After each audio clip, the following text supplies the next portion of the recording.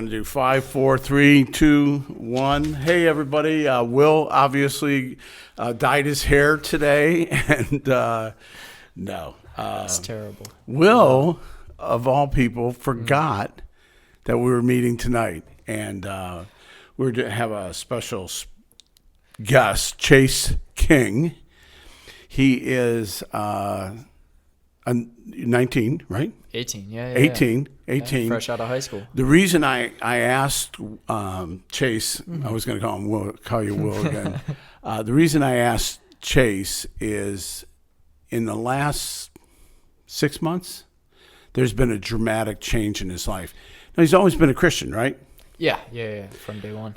But something happened, and I heard the story a little bit, and so we normally, for our guests, we're speaking to an age group that's pretty much your age or Will's age, 21, 22 years old. Okay. And our goal is to help people understand that even though you grew up in a Christian home, there's still changes that have to happen during life.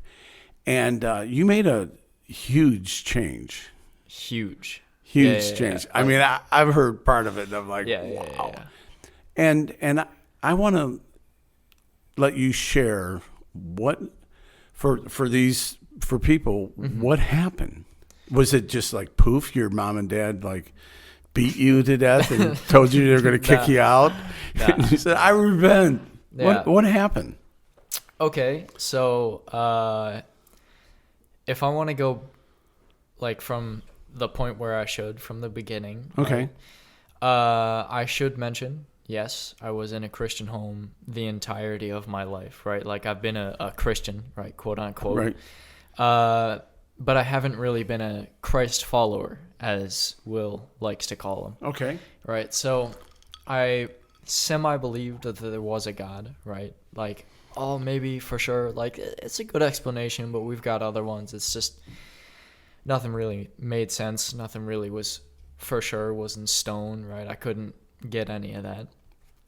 And then somewhere around 10th grade, maybe. Okay. So only 1 or 2 years ago, I was at a low.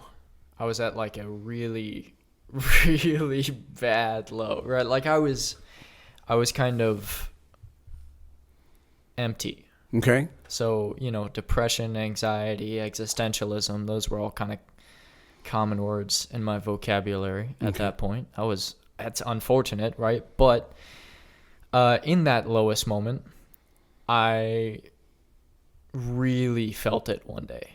One day, I guess, after work, it had been an especially rough night. Don't remember what happened, but what I do remember is I went to go take a shower. Okay.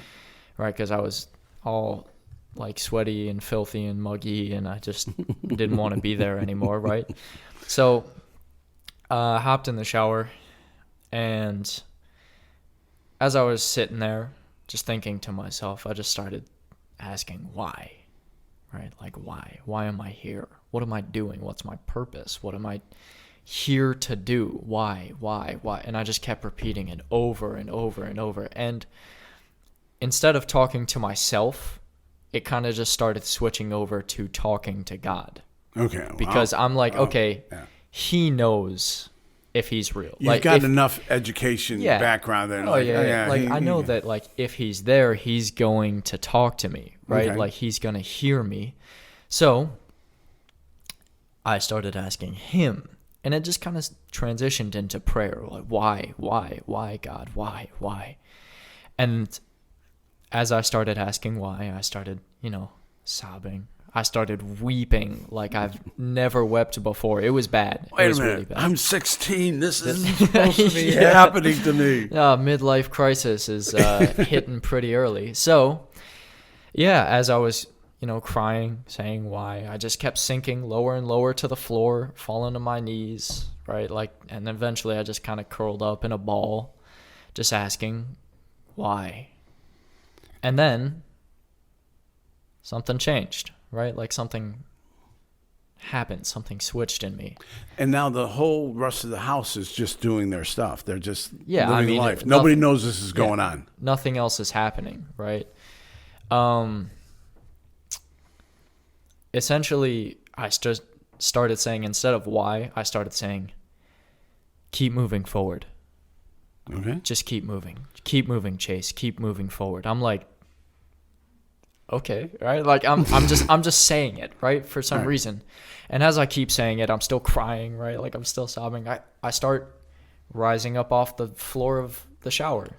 And I was literally in my most broken, up to that point, my most broken, vulnerable state. Okay. Literally and spiritually and mentally and emotionally broken. And I gave everything I had, my entire heart, to God. And I had never prayed like that before. And I just did, right? I just gave it all. And as I started saying, keep moving forward, I rose up to my feet and I looked up. And I wasn't crying like sad tears of depression and like humiliation and emptiness. I was like crying tears of joy. Okay.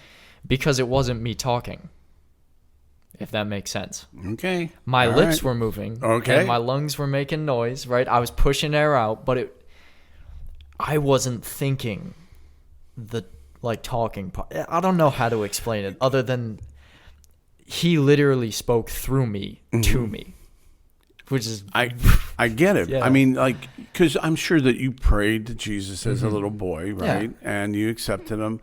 But this was something different. This was Chase going, all right, what do you want? Or here I am, right? Yeah. It's like you kind of made him Lord. Literally. I was like, I have nothing else. I have nowhere else to turn to. Okay. I'm backed up into a corner. I have hit rock bottom, and I have nowhere else to go. Now let me say this to people. This could happen in the perfect house, perfect family, perfect everything, because this is about nobody in the house except for you, right? Yeah. Literally. And like nothing crazy was going on in my life. There were no struggles, which actually probably fed into the whole emptiness thing, right? Like there was nothing to get over. There was nothing to move past. But I'll move on from that to the next point, the next time, right? About a year later, right?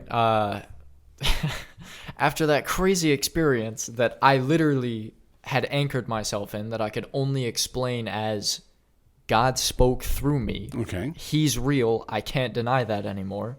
Okay. I was at another I had let it all go. I had lost it all. After that crazy encounter, I said, if I could hear God, I'll never let him go. I'll never stop believing. Well, I let it I did. Go. Yeah, so I think a few of us have been down that path, but literally, and it's just, oh my gosh, it was ridiculous. So a year later, right? Okay. Feeling again empty, bitter, right? Like purposeless. And I just was about to go to bed.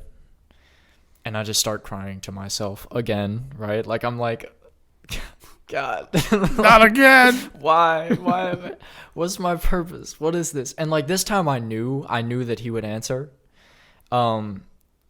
because he did before. So I'm like, God, I'm not going to keep moving forward as an answer for what is your purpose. That's stupid. Give me something I can work with. And so I was like, all right, give me, like, I'm about to go to bed. All right. So here we go. Give me a dream. Give me just let me imagine. Let me see it. Give me a vision. And as soon as I said that, oh my gosh, my vision, like my entire perception went something else, right? I immediately saw in like a place that was entirely light, right? There was nothing around it except for just pure like white. It was like a kind of warm light like that, like staring into those bulbs. Okay. So on top of that, right in front of it, was this like angel looking thing, like fully armored up with, I think it was a staff in one hand and a sword in the other. And that was wild in its own right. And then the vision changed after a few seconds where I got to see it, right? Okay. To that same, I think it's an angel, but the camera's about here, like off right from a couple of feet, looking over on his left shoulder. And there's this like red and black light mass that's on his shoulder. And he's just looking over at it. And I kind of could assume what that was. But I can just say this. When that vision ended, God didn't just leave me with a picture, right? He doesn't do that. He goes over and like he's an overachiever. He goes above and beyond what I like he that. wants Never to. heard that. God's an overachiever. He does what he needs to do, and he does it in such a spectacular way. But he left me with a message, a feeling that I could only put into words as, that was me. Okay. I am a warrior of God.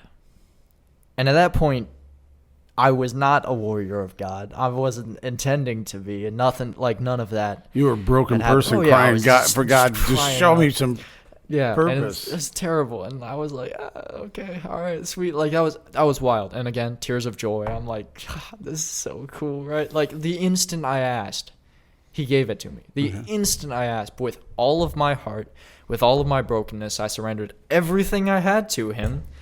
And he just took it and turned it around and was like, all right, keep going, right? Like this is what you're supposed to do. I'll give you more, right? So I had asked for more. He gave more. And this is the point where I got to pull out the notes, right? Okay. This is the thing that I had written down to tell one of my friends. Once I had all of that, I, graduated high school. Okay. Now I have to have a plan for money and for life, right? Well, it helps. Yeah, usually. Yeah. And so my dad had kind of worked kind of hard to get me all set in that regard. Your dad's a good guy. Oh, yeah. No, he's good. He works for me. My son loves him. Yeah? I can see why. Yeah. I kind of love him too, just a little bit. But, yeah, so he had gotten me a job at Mullets Aluminum. My plan was to go work there for a few years, learn what I needed to learn, and then, start my own business in window installation, because that's what I was going to be doing. Once I had gotten trained, I could teach people to do the work for me and then just do the paperwork, which is like... kind of like Amway. You don't have to sell. You have people that sell for you. Exactly. You just get people to do the work for you, and then you make money. Boom. So, I had done that originally. Okay. That was the plan, right? Don't even go to college. That's all you need to do. So, once I figured out that I have to do schooling to get a general contracting license for that, it was going to be, at that point, 2 years of the manual labor, and then on top of that, 2 years of schooling. Okay. And in that time, if I had worked schooling, through summers, I could get 4 years of schooling done in 2 years, which is what my sister did because she's nuts and she's a lawyer. She works hard. She works a lot harder than I do. But point is, I was about to work a full-time manual labor job, getting up at 6 a.m. Okay.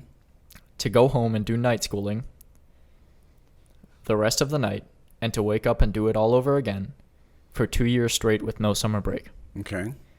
I was about it's not normal for an 18-year-old. Not quite. I was about to sell my soul for money, right? Like I was like, I'm going to have a secure future. Yeah. At what cost? You're going to be giving up everything you have for the next 2 years. You're going to give up your life, your friends, your love, whatever you might have.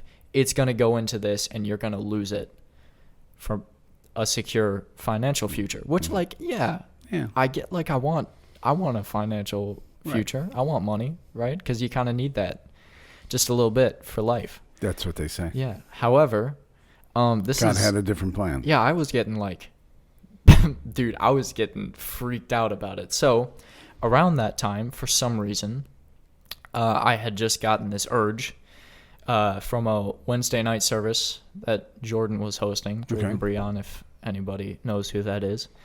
And for some reason, I just, I'm going to read the gospel, right? I'm going to actually read this whole thing that I've been hearing about for my entire life. and I decided to pick it up. Wow. And once I started in Matthew, dude, oh my gosh, everything. Like, when you read with your heart, okay, when you read to find answers, you're going to find them. Like, search and you will find. That's what he says. I can pull up the verse real quick. It literally is like, yeah, blessed are those who hunger and thirst for righteousness, for they will be filled, is one of the verses of that. And then there's another one, but my phone is frozen, so I can't find it. So, anyways, search and you will find. That's the whole thing. Read the gospel with your heart. Read it with intent. I'm telling you, you will be changed. So, later on, that all happened. But for now, I'm just reading the gospel, getting to know the God that I had been worshiping my entire life. That sentence sounds so weird, dude. Oh my gosh. Anyways, so I had started to know God. Okay. I started to know his story. Go figure. Yeah. I read about him, and I read my Bible that describes him my whole life. Yeah. That I got to know him. Yeah. So, I just started reading verses, and one stuck out to me in particular. I think it goes I haven't read it in like a week or two. What good is it if a man gains the whole world yet forfeits his soul? Don't give up your soul for money. That's literally what it's saying. It's a pretty powerful verse there. And as I started doing that, I had tried to get an accountability partner, by the way, which is probably good. You send verses every day to each other, right? To make sure you're reading the Bible. Doesn't have to be good. Doesn't have to be any of that. What it does have to be is something that you read. Okay. So that was one of the verses I had read. The more I started reading, the more I started understanding that this is not what God wanted. This is not what I wanted. I didn't want to work for 2 years straight and have no life and have no friends. At 18? At 18, I'm giving up, some of the primest times of my days. Some of the best times of my life. Some of the times that people say they wish they could get back. The golden days. Yeah. I would be giving that up so that I could live a job that I didn't like because I would get money. That sucks.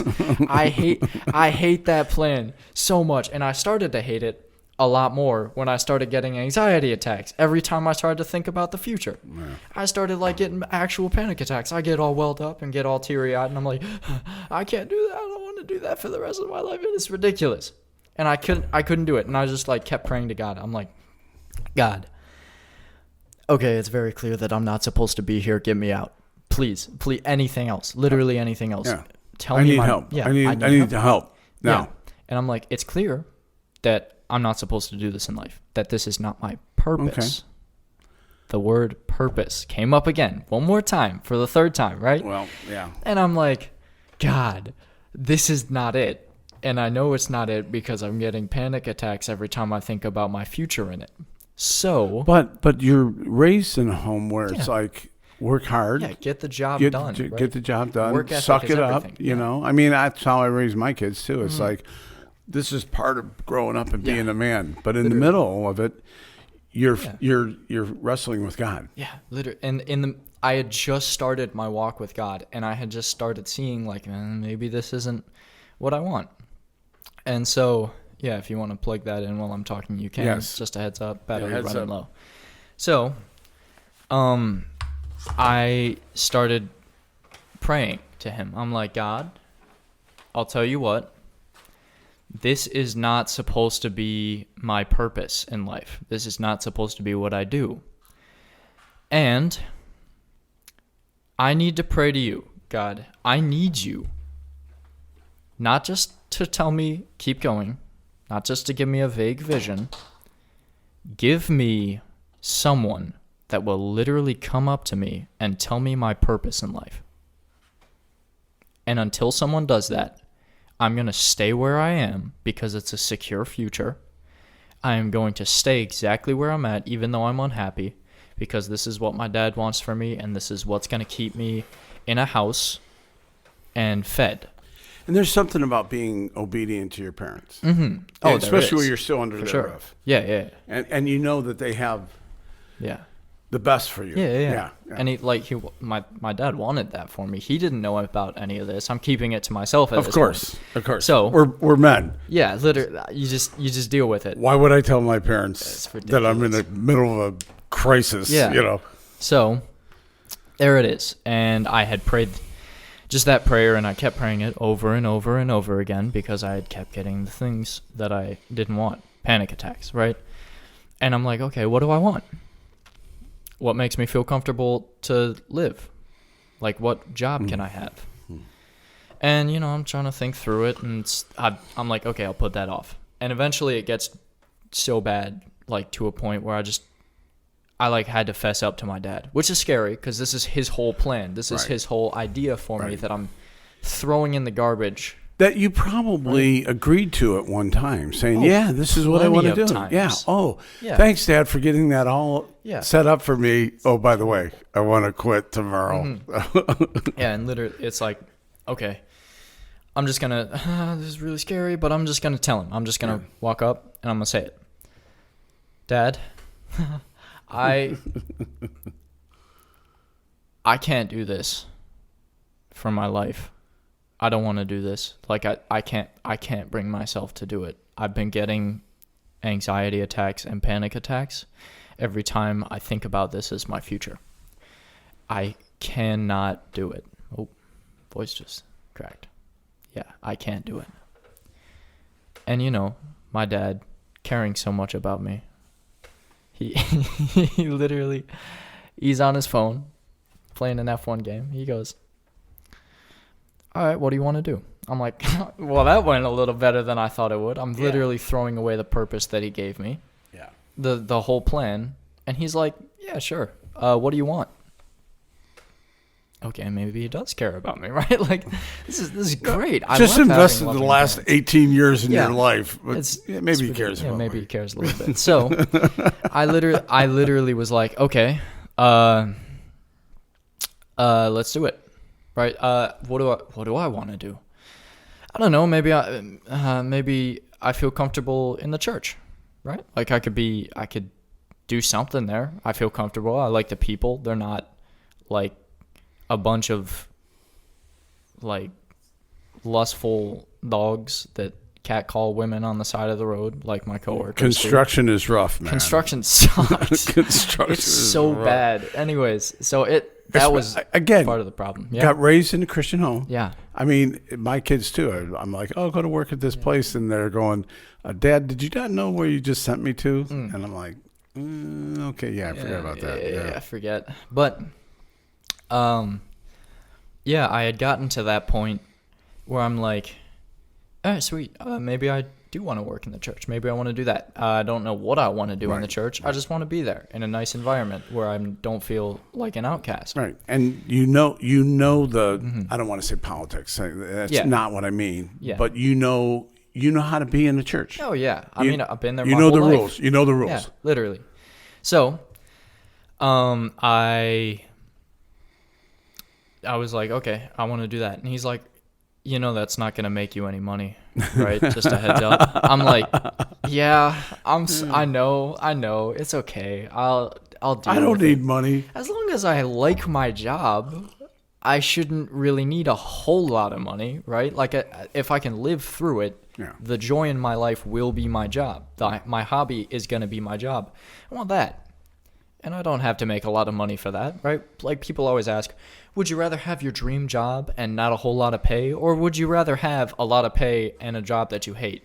And everybody's like, oh, I would totally take the dream job. And then all the people that care about money more than people say, I want money. So it's really funny because people used to say to me when I first got sober, they're like, if I ever had to do this again, I'd spend more time with my family when I first got sober. And so I quit going to meetings and started hanging out with my family. And they're like, what are you doing? Yeah. I'm like, well, didn't you say do what this is the more important thing? Yeah.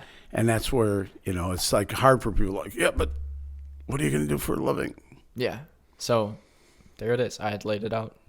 And he had told me, yeah, you're not going to make a whole lot of money in this. And, it's worth it, right? I'll say that. It's probably worth it. So, but then, and that's all been in the last year? In the past 90 days. This has all been going on. All of it. I have way more to tell. Way more. Oh, yeah. So much has happened. Wow. But yeah, so there it is. I had made the decision. Maybe this is what I want to do. And a couple days after that, one of my friends, who actually their family goes to Bayside. It's the Willises. Okay. Her name is Hallie. She is a wonderful person, right? She really loves God, and she was kind of like the religious support in our class. I don't want to like put that on her because she didn't like. None of us really went up and talked to her about it, except for the people that really needed it, that were struggling, and she was always there to help. So she had been hosting this like worship night, this just at her house for a couple of friends, right? And we had a good time, and I got to, like, as I was reading the Bible, right, I got to show off a little bit of what I had learned, right? The parable of the sower. Where are you planted, right? Yes, I had asked that question, the whole thing. It was a 10-minute, very moving speech. Might not have been that accurate because, again, brand new to the Bible, essentially. I had read it through like once in middle school, but I forgot all of it because essentially it was a textbook at that point, and I hate reading textbooks. So yeah, I don't know about Which is why textbooks. I hate them. You're talking to the right person. Yeah. I have two questions. One, go back to this thing that you said you wrote to one of your friends. You were going to read that? Something that I wrote to one of my friends. I was sending verses every day to one of my one of my friends. And the second is I truly believe that everybody in ministry, especially if you're full-time ministry, need to have a call. Yeah. Would you say that you believe that God's called you to ministry? I mean, this is a hard question to ask. So, but I'm not your dad, and so you can always just tell me, shut up, Chris. No, it's funny you should say that. Because after all of that worship, after I had, shown myself capable of giving a little 10-minute presentation about the Bible, a little sermon, if you call it, somebody asked if there was anybody in the room having anxiety, like depression or anxiety, either of those, right? Is there anybody dealing with that at the moment? And they looked around, and very reluctantly, I had raised my hand, right? Because I thought I had dealt with it, right? I want to work in the church. That gets rid of all the anxious feelings. So I had dealt with it, but I decided to raise my hand anyways, along with the guy right beside me that I was sending verses to, right? So funny that we're in that together. Go figure. Yeah, they come up to us. They just walk up to us, and they're all, let's all pray. Let's all lay hands on him, right? And like as they're praying for, my friend next to me, they get done with that. I can't remember what they said, right? Because I was just thinking, I can't remember what I was thinking. I was so distracted at that moment by the feeling in the room. Something was different, right? So it's weird when you feel the Spirit. Bizarre. I mean, we're probably going to the Spirit of God, right? Yeah, and literally, it's once they got to me. Hallie's sister, Carly. She, put her hand on my shoulder. She started praying. And in that prayer, she said, God, I feel like you've called Chase to praise your name, to speak the word of God and to praise his name.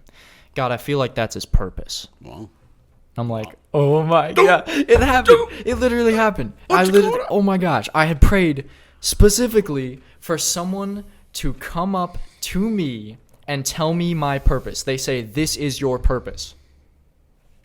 It is as simple as that. And I'm like, God, if no one tells me this, I'm not gonna change my ways. Somebody came up to me and told me that, and I'm like, okay, to speak the word of God and to praise his name. That's sure, right? Like that's a very general calling, by the way. It talks about that a lot in the Bible. But this time it was so specific feeling, right? Like it literally, again, she was praying to me, right? Yeah. That makes sense. Yeah. This was an answered prayer. Someone had laid out my life's purpose in one sentence. Yeah. After I had prayed for purpose 3 times. First time, a vision. God speaking through me. Wild, right? but not exact. Second time, even better, closer to the truth. And it was a vision, which again, a lot of people don't get to see. Very blessed, very happy for it. Didn't answer anything. Thirdly, that's it.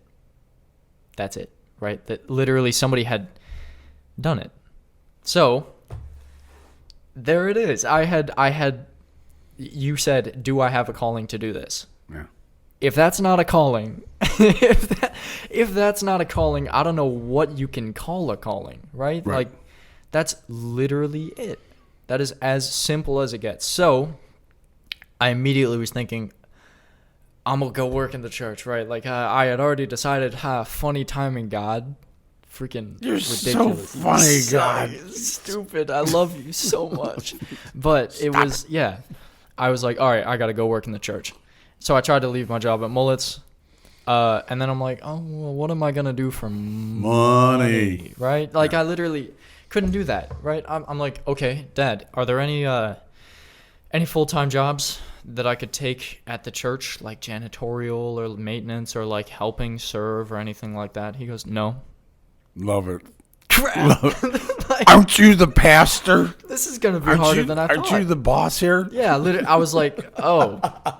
Well, I don't like throwing my weight around like that. Like, I don't be like, this is my family label. Yes. You use your power to help me out. Yes. I don't like doing that. That's dumb. So, yeah, I literally was like, oh, this is going to be a lot harder than I thought it was going to be.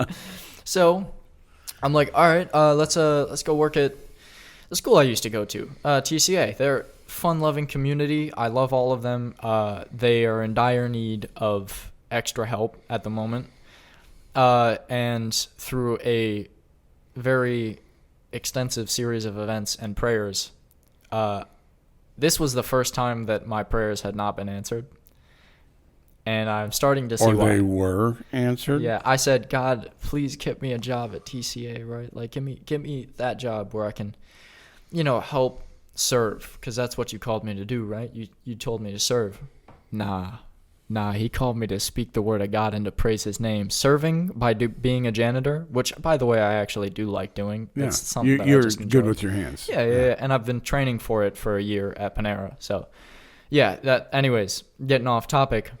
He's like, no, this is not what I got planned for you. How about you get back on the path and stay there, right? You do what you're like gonna do, what you asked what you were supposed to do. Right. Don't you be going astray now, right? Yeah, don't think that you're now in charge. Yeah, and I've prayed so many prayers, like from like, God, it's hot in this room. Can you give me a breeze? And it happens to like, God, I forgot to buy groceries this week. Can you like feed me? And like somebody randomly gives me a ginormous bowl of beef mac and cheese. Ooh. And it's wonderful. And I loved every second of it. It's like things like that to literal purpose in life, right? All of those prayers have been answered because I believed in him for the first time in my life. Something was different in my faith because I knew that he was real. I could literally not deny it. It was undeniable faith. So, yeah, I had gotten the job at TCA revoked. I had, tried to... When I asked for the job, funny story, I was looking for verses that would help me in this, right? Like looking for anything. I'm like, I'm sure I've read something that's like, oh yeah, this is your, like, the greatest among you should serve. Like those who are last will be first, those who are first will be last, all of those things. And I was looking for something that I had highlighted. And one thing stuck out to me. It was that, I forgot the exact verse again, but God's purpose is greater than man's. Okay. And that was the only verse I could find. I'm like,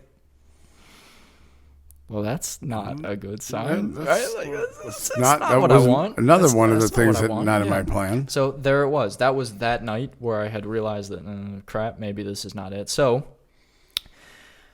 this is gonna be tough to find a job that's not Windows and construction with the people that I don't like. So I'm like, okay, God, like, what am I going to do for money? And fast forward a week or two, like, trying to figure out, what am I going to do for money? I want to go serve at the church full time. I want to be with the people that I love. What am I going to do for money? God, I can't get around it.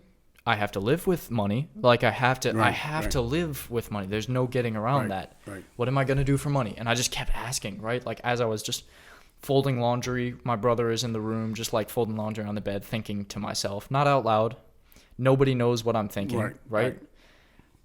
All of a sudden, my brother doesn't even remember this, by the way. All of a sudden, his phone on speaker, you know that song that goes, it's not about the money, money, money. You don't need the money. That. Yeah. Ha ha, God, yeah. You're freaking ridiculous. Oh my gosh. I know it's not about them. I know it's not about the money. Right. Just tell me what I need. Like, give me a job. Like, yeah, okay, fine. Not about the money. I will deal with that later. Okay. He doesn't remember his phone playing that because he never puts his phone on speaker, right? He's got, fancy AirPods. Why would he ever not use them? They're wonderful. Literally at that point, that was it. So, yeah, that was just a funny little side miracle that happened while I was trying to figure out what I was supposed to do. Yeah, and if we need to wrap this up. Let's do this. Let me ask you a couple questions. So, your mom, God the woman, prayer warrior. Yeah. Does she know this is going on? I ended up telling her about a lot of it, and it was a while back. Actually, it felt like maybe almost a month ago. I don't know. Time is really. It feels like it's going by fast, but then I look at it and it's been like 3 months, so it's not going by fast. So what's God telling you to do now? What's your next step? My next step. I mean, you've been volunteering at the high school group. Oh yeah, ministering to the kids. Volunteering. I'm gonna keep doing that. That's part of it. I love doing that. Right. I thought that it was to go to Bayside College. And it is, right? Okay. Like, I can almost guarantee you Which is a Christian college. Yeah, it's our church college. Yeah, so it's to go to there for ministry through, again, a very long series of events that I would love to explain off the mic. I thought that was going to be it for this next season. Okay. Go there in January. And then something came up that, again, I can get into later. And now I don't even know if that's the right move right now. I know it's the right move in the future, but right now it's something else, right? So, yeah, I think I'm going to take the gap year and not the gap semester. And you're still working at the window company. Yeah. I'm still working there. Yeah. And it's gotten so much better, right? Like, go figure. Yeah. You're like, okay, look. Yeah. I want to share. Mm-hmm. I was working for a mason company. I was a laborer for bricklayers. I was like a Hebrew slave. I mean, they treated me, man. It was like horrible.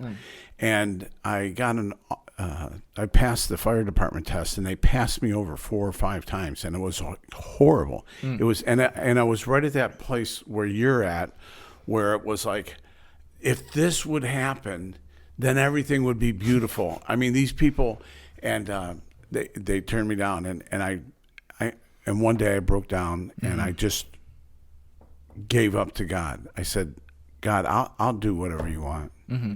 I'll carry bricks for the rest of my life if you want to carry bricks for the rest of my life. I surrender to you. If you wanted me to be a Hebrew slave, then I am going to be the best Hebrew slave in the world. And I went about it. Yeah. It was a funny thing because it took 6 or 8 weeks later. Could have been 6 months. It's all a big blur now. But I got a call from the fire department. They said, hey, come on in for your interview. We're going to hire you next week. Oh. And it was like, it wasn't until I released my best thinking and just was obedient to say, God, well, then you're just going to have to use me here. Yeah. And so I think that's kind of where you're at. You're like, okay, God, I'm here, and I'm going to wait on you, and I'm going to be the best. There you go.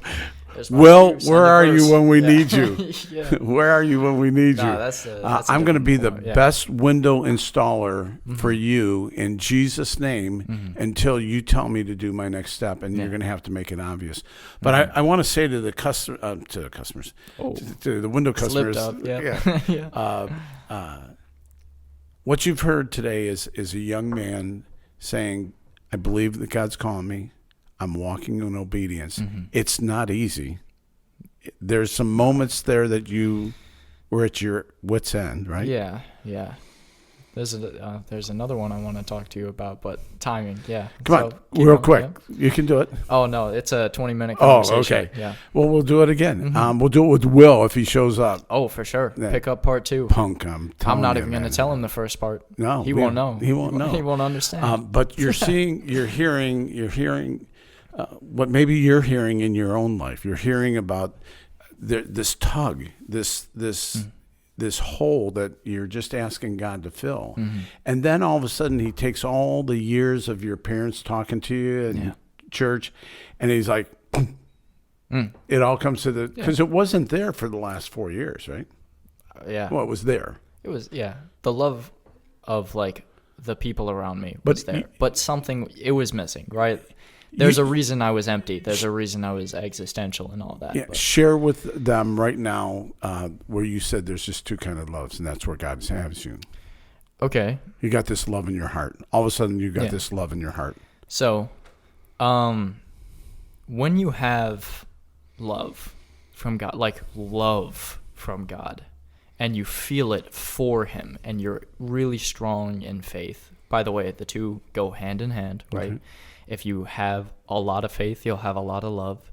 If you don't have a lot of love, you won't have a lot of faith. If you do have a lot of love, you'll probably find faith, right? Because this is it.